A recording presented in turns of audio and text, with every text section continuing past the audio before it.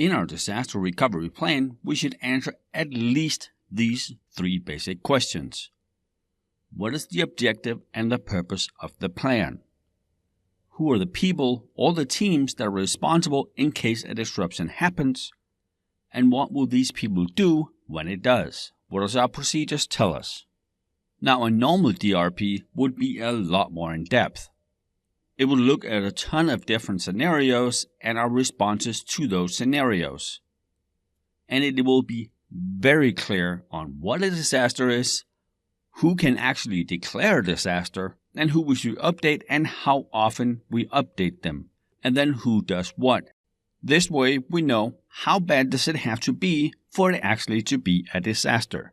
Who can actually make that determination that this is bad enough that it is a disaster and we're now going to act on it? Who should they tell? We should assume to a large extent that the IT teams will be told at this point, but who else needs to know? How much of our senior leadership needs to be told? Do we need to involve legal? Do we need to involve HR? Do we need to tell the board of directors? And if so, who tells them? We covered this a little bit earlier. This is the part where you tell your manager, your director, your VP, depending on how bad it is.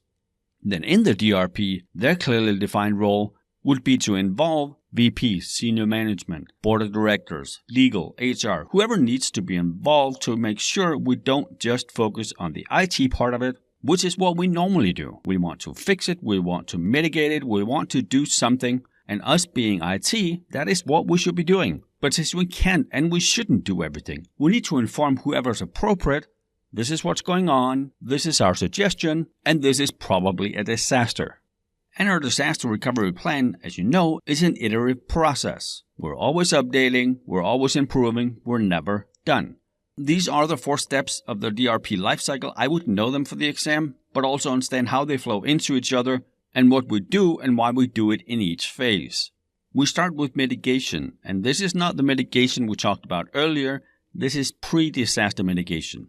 Here we go in and focusing on reducing the impact and likelihood of a disaster.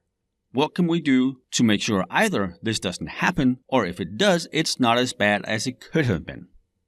Then in the preparation phase, this is where we train our staff to raise their awareness.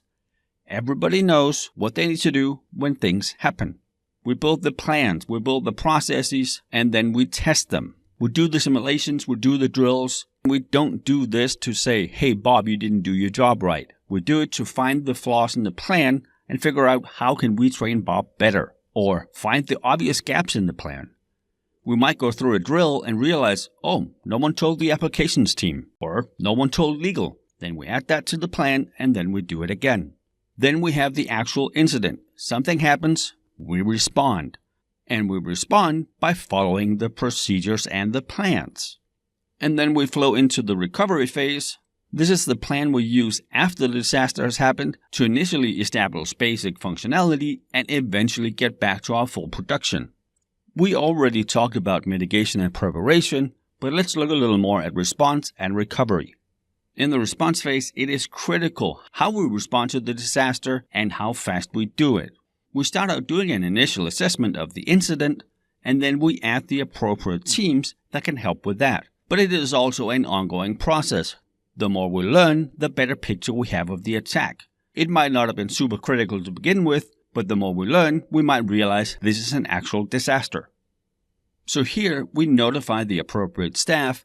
That could be you call your director. She's responsible for getting the manager from the networking team, the server team, senior management, HR, and legal involved, or something like that. And if you can't get a hold of the primary, let's say we can't get a hold of the server manager, then there would be a designated secondary and tertiary. If Jane's not available, call Bob. If Jane and Bob is not available, call John. And no, this would not be assigned to names. This would be assigned to job roles. If the server team manager is not available, call the server team supervisor. If the server team supervisor and manager is not available, call someone else, their most senior tech or something like that. And then as the plan is being activated and people are being notified, we start acting on the plan. We've done this initial assessment, these are the appropriate responses, and we have all the key stakeholders involved at this point. we have a much clearer picture of the disaster, and we have a somewhat solid plan on how to recover. This could be activate the disaster recovery site we have. This could be rebuild systems. It could be move traffic to another system or something, whatever the appropriate response for this incident is.